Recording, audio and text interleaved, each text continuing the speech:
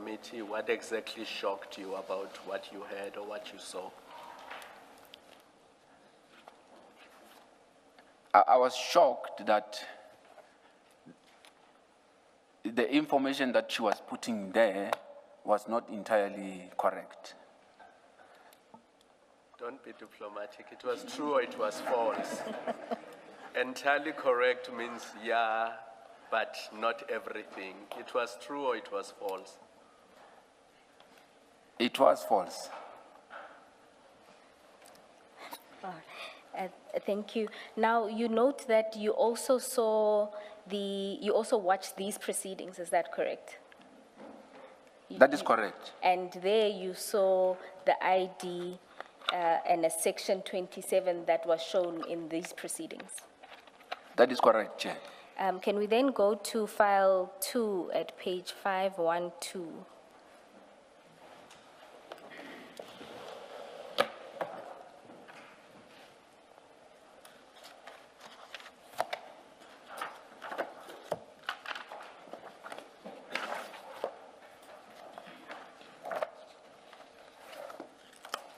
You'll tell me when you find it? 512.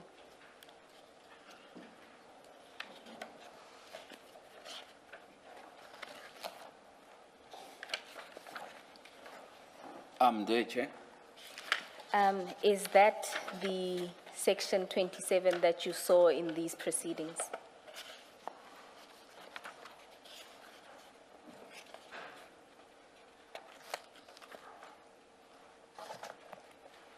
No, that is not the section 27 that I've seen. No, That is, you mean that's not the one Ms. Ramsamy showed you? That is correct, Chair. All right. And you note that there were material features that you don't see in this one that you saw in the one that Ms. Ramsamy shared with you. That is correct, Chair.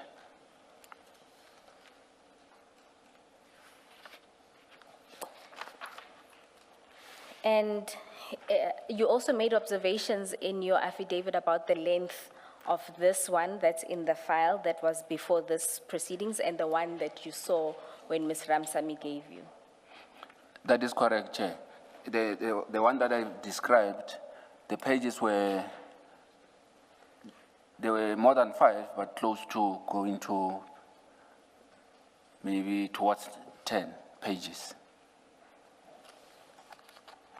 And so, sitting here now and having a look at that, you can positively confirm that this is not the section 27 that Ms. Ramsamy showed you on the 6th of December. No, this is not the section 27 that I saw. Furthermore, you recount in your statement at paragraph 25 that you had a discussion with Ms. Ramsamy afterwards where you confirmed to her that this is not the affidavit she showed you. Is that correct? That is correct, Chair. All right. And then lastly, at paragraph 26 of your statement, you then confirm a few aspects that you could recall from the section 27 that Ms. Ramsamy showed you. Can you see that? Yes, no, that is correct, Chair. No. And there you can confirm that the affidavit that Ms. Ramsamy gave you contained various matters related to the PKTT, is that correct? That is correct, Chair. It made reference to Orlando CAS numbers and Valeria and not Cape Town CAS numbers. That is correct, Chair. And then just to demonstrate that, if you can just look at page,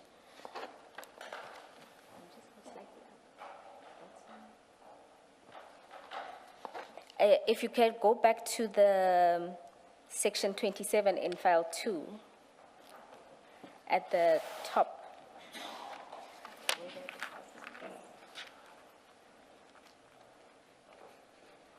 At paragraph 1. And you see that there, the Section 27 that served before this commission makes reference to Cape Town case numbers. Whereas 27 that Ms. Ramsamy showed you contained allegations related to General Madondo and failing of a polygraph test. Is that correct? That is correct, Chair. But also, remember, as I indicated, I was just browsing quicker, but I remember that the names were there. And then, do you recall the matter of the forklift? I can't remember it in detail, but there was a mention of forklift. And then the last one, I think you've already confirmed, which is the purchase of hotels and lodges and properties using the Secret Service account and vehicles for... How much time did you have to observe this affidavit that Advocate Ramsamy gave you? And what did you do with it after you observed its contents? Chair, it might be, the time might be maybe between 5 to 10 minutes. So you were sitting down, she passed it to you, you had a look at it, you browsed through the various pages to see what was in the affidavit. That is correct, Chair. And then what did you do with it afterward? So afterwards, then I pushed it back to her when she was about to leave, because she was supposed to have handed it over to be kept at the safe of Advocate Johnson. Was it just the two of you, or was Mr. Perumal and Padiachi in that room when No, they were there. It was just the two of us. Okay. I think I saw somewhere in the statement that you said you did not finish browsing the document, or am I mistaken? That is correct, Chair. If it was just the two of you, why the rush? Why did you not finish going through the affidavit? So I understood it to say that there was no time. I must just browse it quicker. So I concentrated on the information where I wanted to grasp quick. But you didn't know what was to come after the point at which you No, stopped. by the time yes, I was yes. pushing to go there, the time was already elapsing because she wanted the documents now to go and hand it over. What do you mean by that? So what I mean, Chair, is the instruction was she was supposed to bring the docket, the document to be filed, to be locked in the safe at the ID's office. So before I could finish reading the whole thing, she had to take it back. Do you mean she demanded it back?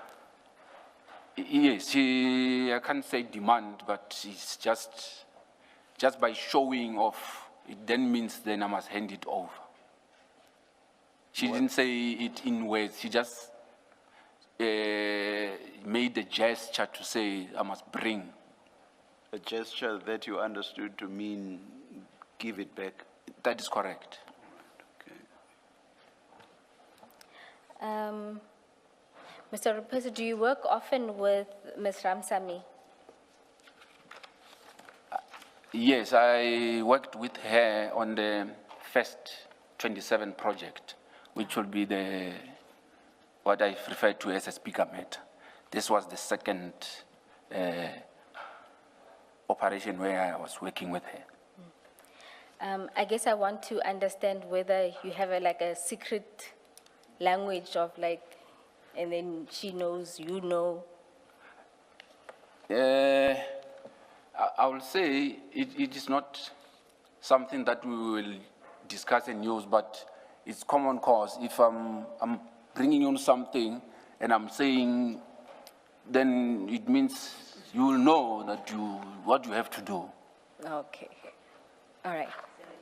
Can I just see that I understand what is? I understood you to say when she gave you the document, she was looking around. Yes, you see, that is correct, Chair. You understood to mean you were not supposed to be looking at that document at the That time. is correct, Chair, because if a person is handing you something, he is looking and saying, it then means you must just be quicker also. Okay, You must just understand what. thank you. Okay. Oh, so you were also reading body language? I forget how she put it, but my sense was that she's comfortable in confiding in or within. I'm not sure of the in, yes. Not sure of the correct preposition.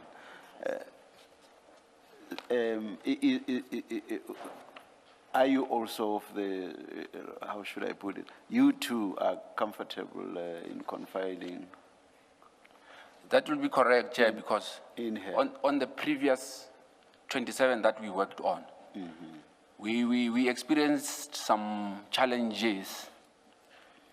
And when we were discussing, we realized that, just to put it straight, on the project that we worked on, we worked with Mr. Timani Binang. She was the lead prosecutor, Binang was the lead investigator. So I was the assistant there. So we had problems with Chief Perumal. So he sometimes wanted to come with tricks and other things. So we had to unite so that we can be able to deal with his dodgy ways. So that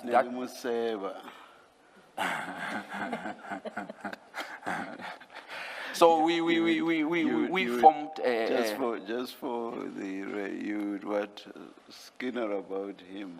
I hope people know that. No, not scannering per se, Chair.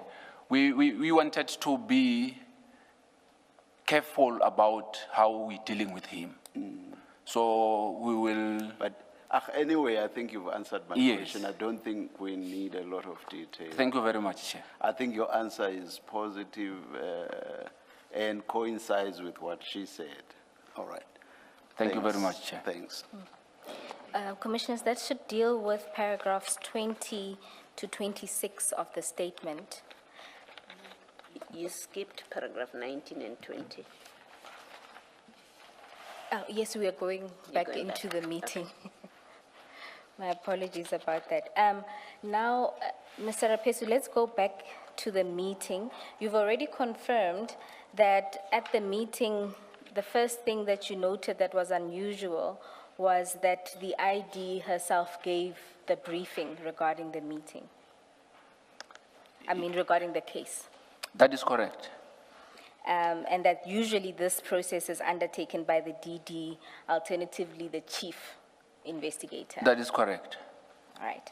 And then you say at paragraph 18 that there was a briefing given and that the matter emanated from a member of parliament, and that, to confirm, would have been Mr. Adams.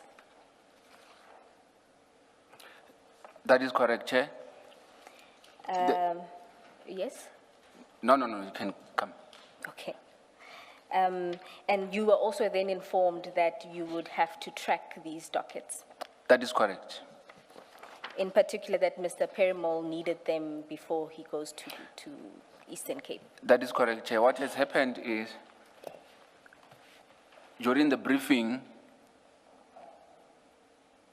Chief Perumal was explaining, briefing us and giving us information that this is what the case is all about, this is what we need to do. He mentioned that he's basically tasking me or giving me instructions to locate the dockets. So the dockets he was referring to, he indicated that they bear a case number of Valeria. So he also indicated that he received the information that the dockets might be locked in a safe in the station commander commissioner's office at Villeria. So I was tasked to go to Villeria to collect the dockets, which I did. So maybe before you get to the actual collection, let's finish your concerns and the briefing. yes, on the paragraph 19, yes. Yes. So during the briefing, when I checked when I looked at the designation, I saw that my name was put there as a lead investigator.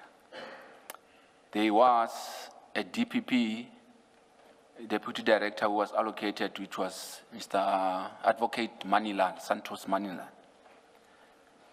There was a financial investigator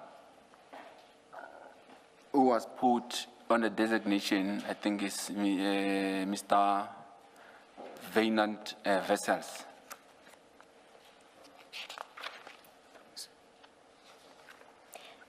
And then the two, Advocate Manilal and Mr. Vessels, they were not at the briefing. They were not at the briefing.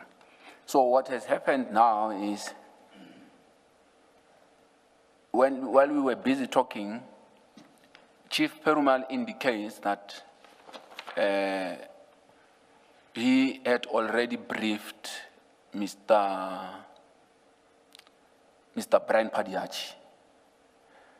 So I was then surprised to say, if we now been briefed about this now, and he's saying that he's already briefed Mr. Padiachi, how did that happen? Because my thinking was that we were all supposed to be receiving a briefing on that day.